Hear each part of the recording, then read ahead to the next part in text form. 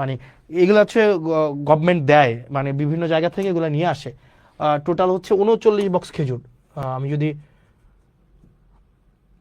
39 box খেজুর, 39 × 8, তাহলে কয় কেজি খেজুর? 8 নং 72-এর 2, হাতে আছে 7, 3 8 24, সাথে হচ্ছে 31, 312 কেজি খেজুর আসছে। ভুল হয়েছে নাকি? ঠিক আছে না? হ্যাঁ, 8 নং 72-এর 2, 7, 3 8 24-এর সাথে 31, হ্যাঁ ঠিকই তো আছে। 312 কেজি খেজুর আসছে। 12 কেজি খেজুর 15টা ইউনিয়নের যেই হচ্ছে মাদ্রাসাগুলো আছে, মাদ্রাসাগুলোতে হচ্ছে ভাগ করে দিবে, হয়তো 3 কেজি করে হয়তো পাইতে পারে আর কি। তো এই খেজুর কিছুদিন পরে কুরবানিকে সামনে রেখে উটের মাংস, দুম্বার মাংস এগুলো আসবে।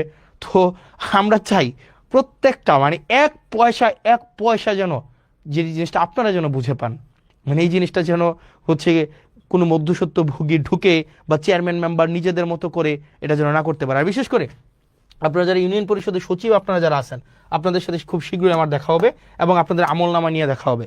ইউনিয়ন পরিষদের যে সচিব আছেন, 15টা ইউনিয়নের 15টা সচিব, দুর্নীতির আখড়া মূলত হচ্ছে এই ইউনিয়ন পরিষদের এই যে সচিবদের মধ্যে।